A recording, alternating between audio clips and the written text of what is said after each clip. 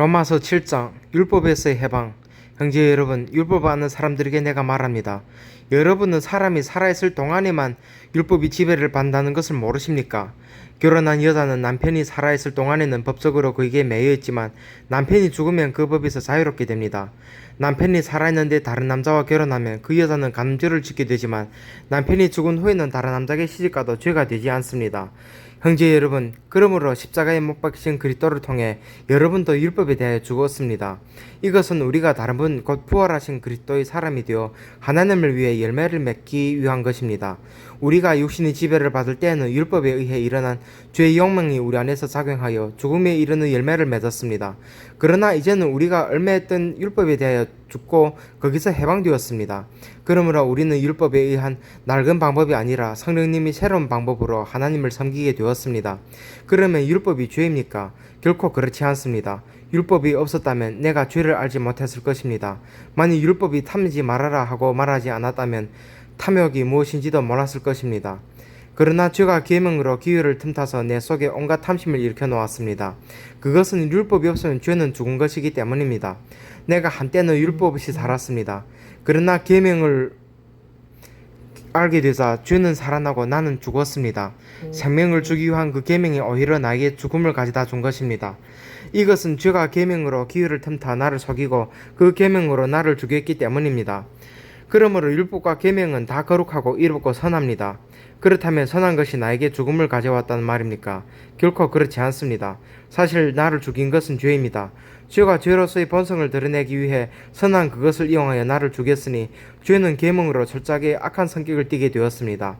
나 자신이 무슨 우리는 율법이 영적인 것이라고 알고 있는데 나는 육신에 속한 사람 되어 죄의 종으로 팔렸습니다. 나는 내가 하는 일을 이해하지 못합니다. 이것은 내가 원하는 것은 하지 않고 도리어 원치 않는 것을 하기 때문입니다. 만일 내가 원치 않은 일을 하게 되면 그것은 율법이 선하다는 것을 내가 인정하는 것이 됩니다. 그러나 이것을 행하는 것은 내가 아니라 내 속에는 죄입니다. 선한 일을 하고 싶어 하면서도 그것을 실천하지 못하는 것을 보면 나의 옛 성품 속에는 선한 것이 없음을 알 수 있습니다. 나는 내가 바라는 선한 일을 하지 않고 원치 않는 악한 일을 하고 있습니다. 만일 내가 원치 않는 것을 한다면 그렇게 하는 것은 내가 아니라 내 속에는 죄입니다. 여기서 나는 하나님의 머리를 발견했는데 그것은 선한 일을 하려는 나에게 악이 함께 있다는 사실입니다. 나의 내적 존재는 하나님의 법을 좋아하지만 내 육체에는 또 다른 법이 있습니다. 그것이 내 마음과 싸워서 나를 아직도 내 안에는 죄의 종으로 만들고 있다는 것을 알았습니다. 아, 나는 얼마나 비참한 사람인가요? 누가 이 죽음의 몸에서 나를 구해내겠습니까? 우리 주 예수 그리스도를 통해 나를 구원해 주신 하나님께 감사합니다. 아직도 내 마음은 하나님 법을 따르고 육신은 죄의 법을 따르고 있습니다. 로마서 8장. 그러므로 이제 그리스도 예수님을 믿는 사람들에게는 유죄의 판결이 없습니다. 이것은 그리스도 예수님을 통해서 생명을 주시는 성령님의 능력이 죄와 죽음의 굴레에서 여러분을 해방시켜 주셨기 때문입니다. 우리 타락한 성품 때문에 율법이 예약하여 할 수 없는 그것을 하나님은 하셨습니다. 하나님께서는 죄의 문제를 해결하시기 위해 자기 아들을 죄 많은 인간의 모양으로 보내시고 우리 죄값을 그에게 담당시키신 것입니다.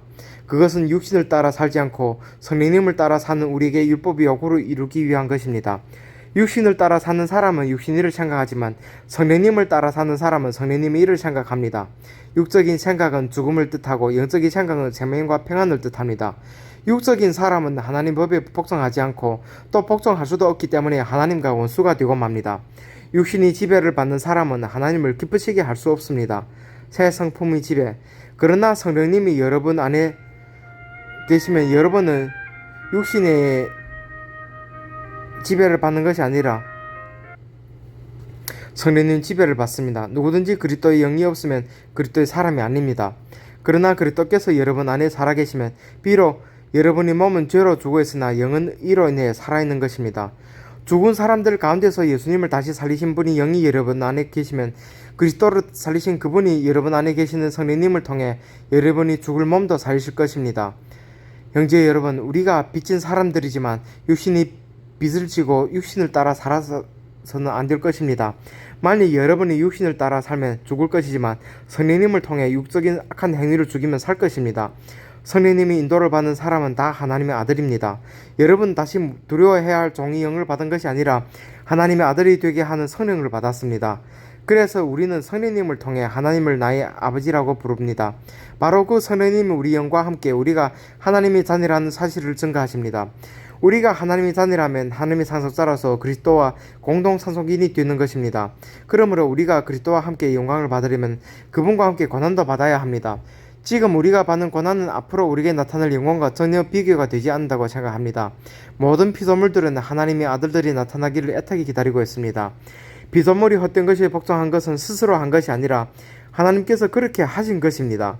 그래서 그것들도 썩어질 것이 종살이에서 벗어나 하나님의 아들들이 누리는 영광스러운 자유를 누리게 하려는 것입니다. 우리는 지금까지 모든 피조물들이 함께 신음하며 고통당하는 것을 알고 있습니다. 이것뿐만 아니라 성령을 첫 열매로 받은 우리까지도 속으로 신음하며 하나님의 아들이 되는 것, 곧 우리 몸이 구원받기를 갈망합니다. 우리는 이 희망 가운데서 구원을 받았습니다. 그러나 보이는 희망은 희망이 아닙니다. 눈앞에 보고 있는 것을 누가 바라겠습니까? 만일 우리가 보지 못하는 것을 바란다면 참고 그것을 기다려야 할 것입니다. 성령님도 우리 연약함을 도와주십니다. 우리가 어떻게 기도해야 될지 모를 때 성령님이 말할 수 없는 탄식으로 우리를 위해 기도해 주십니다. 사람이 마음을 삼키시는 하나님은 성령님의 생각을 아십니다. 이것은 성령께서 하나님 뜻을 따라 성도들을 위해 기도하시기 때문입니다. 하나님을 사랑하고 그분이 계획대로 부르심을 받은 사람들에게는 결국 모든 일이 유익하게 된다는 것을 우리는 알고 있습니다. 하나님께서는 미리 하신 사람들이 자기 아들의 모습을 닮게 하시려고 그들을 예정하시고 그리스도가 많은 성도들 가운데 맏아들을 되게 하셨습니다. 하나님 예정하신 사람들을 부르시고 부르신 그들을 의롭다고 인정하시고 의롭다고 인정하신 그들을 또한 영화롭게 하셨습니다. 하나님이 영원하신 사랑. 그렇다면 우리가 이 일에 대하여 무슨 말을 할 수 있겠습니까? 만일 하나님 우리 편이시라면 누가 감히 우리를 대항할 수 있겠습니까? 자기 아들까지도 아끼지 않으시고 우리 모든 사람을 위해 내어주신 하나님이 어찌 그 아들과 함께 다른 모든 것도 우리에게 아낌없이 주시지 않겠습니까? 하나님이 택하신 사람들을 누가 감히 고발하겠습니까? 우리를 의롭다고 인정하신 분이 하나님이신데 누가 우리를 죄인으로 단정하겠습니까? 그리스도 예수님은 죽었다가 다시 살아나셔서 하나님의 오른편에서 항상 우리를 위해 기도해 주십니다. 그런데 누가 우리를 그리스도의 사랑에서 끊는단 말입니까? 고난입니까? 괴로움입니까? 핍박입니까? 굶주림입니까? 헐벗음입니까? 위험입니까? 칼입니까? 이것은 성경에 우리가 주를 위해 하루 종일 죽음의 위험을 당하고 도살장의 양 같은 취급을 받습니다. 라고 한 말씀과 같습니다. 그러나 우리를 사랑하신 그리스도를 통해 우리는 이 모든 것을 거뜬히 이깁니다. 그러므로 죽음이나 생명이나 천사들이나 지옥의 권세나 헨젤이나 장래일이나 능력이나 높은 것이나 깊은 것이나 그 밖에 그 어떤 피조물도 우리 주 그리스도 예수님 안에 있는 하나님 사랑에서 우리를 끊을 수 없다고 확신합니다. 로마서 9장. 이스라엘의 유산. 그리스도 안에 있는 내가 진실을 말하고 거짓말을 하지 않는다는 것을 성령님 안에서 내 양심이 증거하고 있습니다. 나에게는 큰 슬픔과 그치지 않는 마음이 고통이 있습니다. 만일 내 동족이 구원만 얻는다면 내가 저주를 받아 그리스도에게서 떨어져 나가는 한이 있더라도 나는 그렇게 되기를 바라고 있습니다. 하나님은 내 동족 이스라엘 사람들을 선택하여 아들로 삼으시고 그들에게 자기 영광을 나타내셨으며 그들과 계약을 맺고 율법을 주셨습니다. 그들에게는 성전 예배와 받은 약속이 있고 훌륭한 조상들이 있습니다. 그리고 그들에게서 예수님이 육신을 입고 오셨는데 그분은 온 우주를 다스리시며 길이 찬양을 받으실 하나님이십니다. 아멘. 그러나 하나님의 약속은 이루어지지 않은 것이 아닙니다. 이스라엘 조상을 두었다고 해서 다 이스라엘 사람이 아니며 아브라함의 후손이라고 해서 다 그의 자녀가 아닙니다. 오히려 하나님은 이삭을 통해서 난 사람이라야 네 후손으로 인정될 것이다 라고 말씀하셨습니다. 이것은 육신의 자녀가 하나님 자녀가 아니라 약속의 자녀라야 아브라함의 후손이 된다는 말입니다. 그 약속은 내년 이맘때에 내가 너에게 돌아올 것이니 사라에게 아들이 있을 것이다 라는 말씀이었습니다. 이뿐 아니라 우리 조상 이삭과 결혼하여 쌍둥이를 임신한 리브가의 경우도 마찬가지입니다. 아기가 아직 나기 전 선한 일이나 악한 일을 하기도 전에 하나님께서는 리브가에게 형이 동생을 섬길 것이다 라고 말씀하셨습니다. 그것은 선택이 표준이 행위에 있지 않고 그분의 뜻에 있음을 나타내시려는 것이며 또 그것은 성경에 내가 야곱은 사랑하였고 에서는 미워하였다 라고 하신 말씀과도 같습니다. 그러면 하나님께서 공평치 않으시단 말입니까? 결코 그렇지 않습니다. 하나님은 모세에게 나는 은혜 베풀 자에게 은혜를 베풀고 불쌍히 여길 자를 불쌍히 여길 것이다 라고 말씀하셨습니다. 그러므로 하나님의 축복은 사람이 원하는 거나 노력한다고 해서 받는 것이 아니라 하나님께서 자비를 베푸셔야 받습니다. 하나님은 바로에게 내가 너를 세운 것은 내 능력을 너에게 보여 내 이름이 온 세상에 널리 퍼지도록 하기 위해서이다 라고 말씀하셨습니다.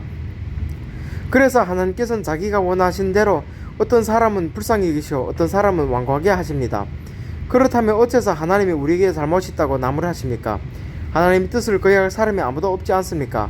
라고 질문할 사람이 있을지 모르겠습니다. 그러나 우리가 누군데 감히 하나님께 항의할 수 있겠습니까?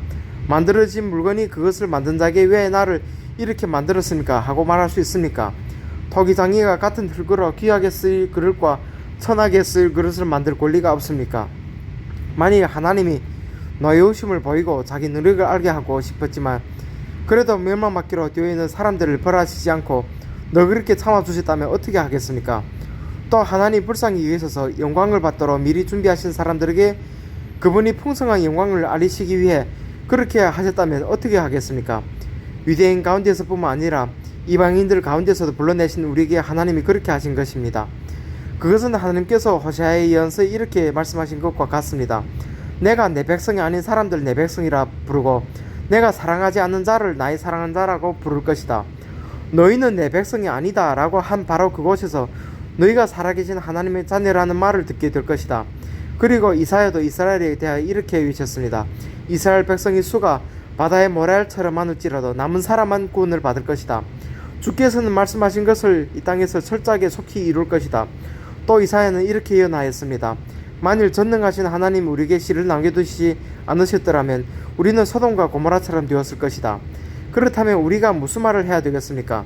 하나님을 찾지 않던 이방인들은 믿음으로 의롭다는 인정을 받았는데 율법을 지키려고 애쓰던 이스라엘은 그 인정을 받지 못하였습니다. 왜 그렇습니까? 그들은 믿음이 아닌 행위로 그것을 추구하다가 장애물에 걸려 넘어진 것입니다. 이것은 성경에 보라 내가 걸려 넘어지게 하는 돌과 바위를 시온에 둔다. 그러나 그를 믿는 사람은 부끄러움을 당하지 않을 것이다 라고 쓰인 말씀과 같습니다. 아멘.